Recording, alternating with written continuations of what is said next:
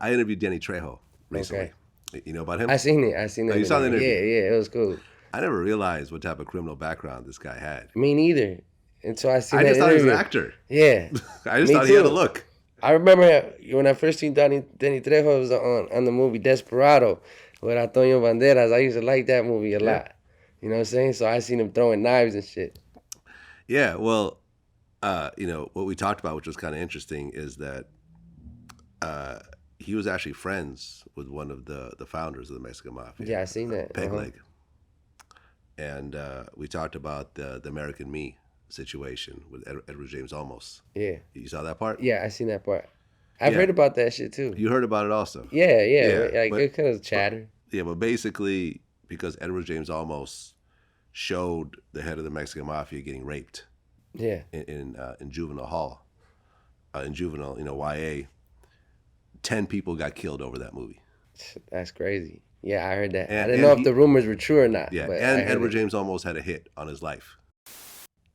A guy named Eddie Bunker, who was one of Joe Morgan's best friends, and me met actually with Edward and his manager, I guess, at a place called Jerry's Deli in Encino.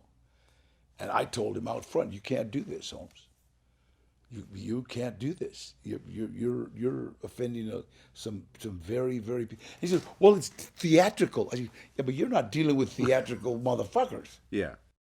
That's crazy. I mean, it's kind of like you know what I'm saying? These people earn their respect and shit, you know?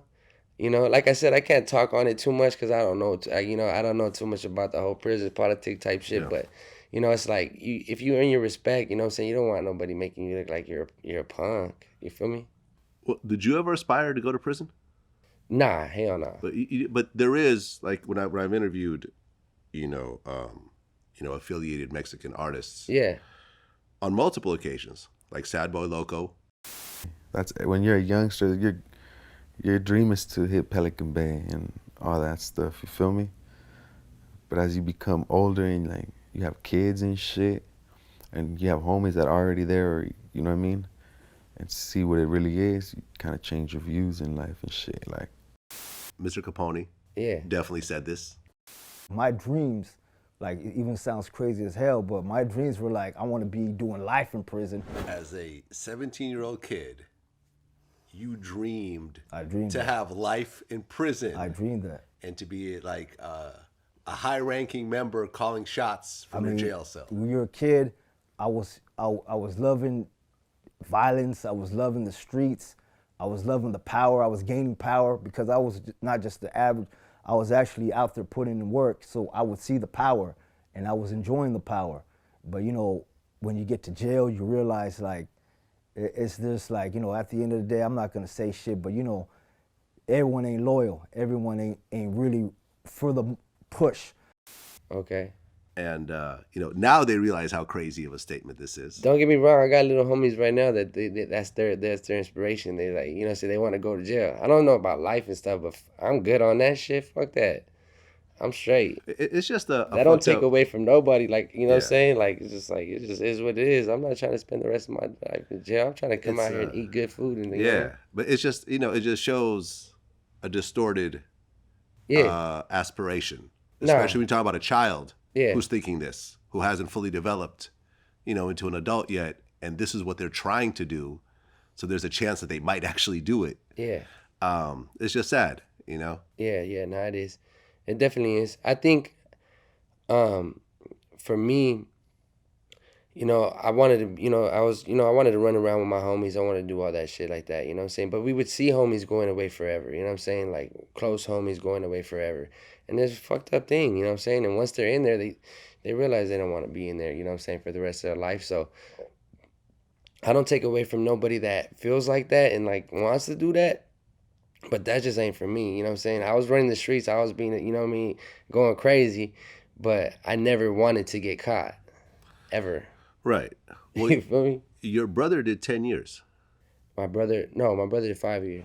My Okay. other brother was in and out. Okay. Yeah. Was He was doing a few years at a time, but never a whole, like Okay. a stretch of 10.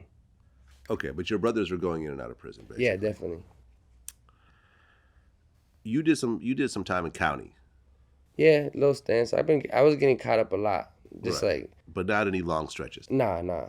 That's why I said I'm blessed, bro. Like, and I had to take those blessings into consideration, and like, cause my mom would tell me like, you're not always gonna get lucky. You're not always like, one day, it's gonna be the day that, what I'm saying, like, God turns his back on you when you just keep doing fucked up shit.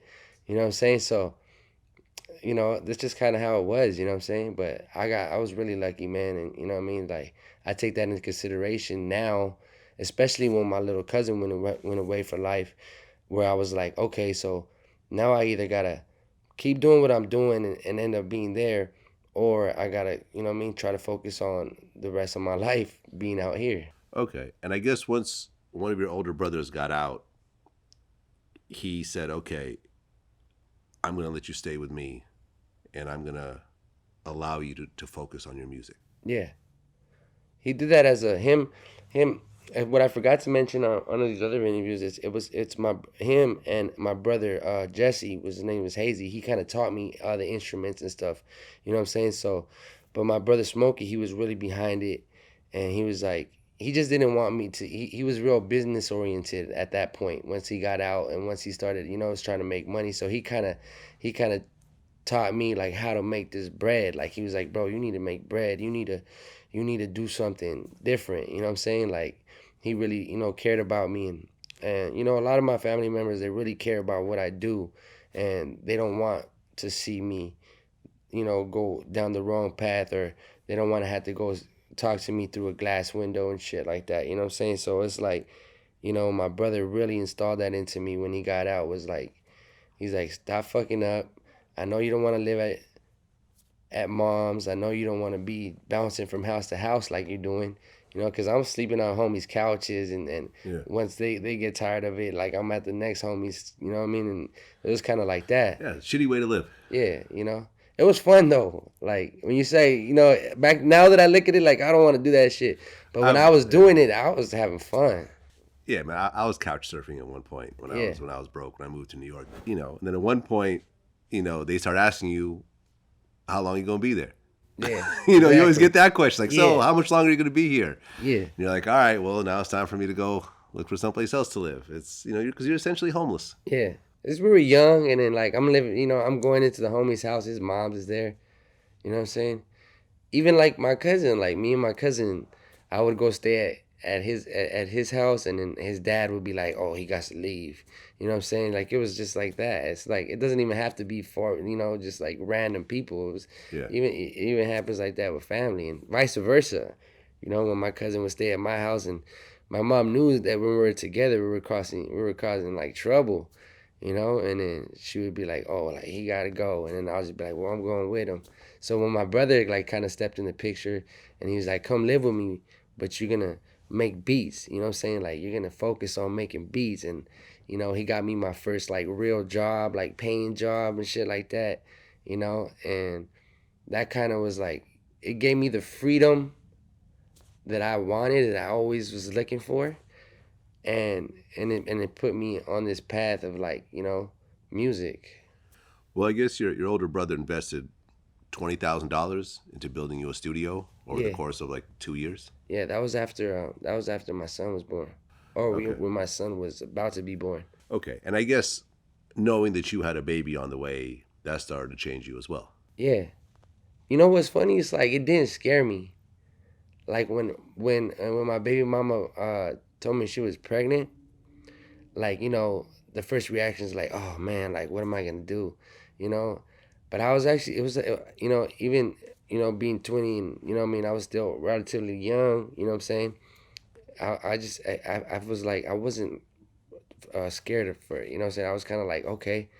And then my brother's smart. My brother's smart, bro. Like, he went from having nothing to now owning a multi-million-dollar business. That's my brother Smokey, the one that taught me everything I know about business. Okay. You know what I'm saying?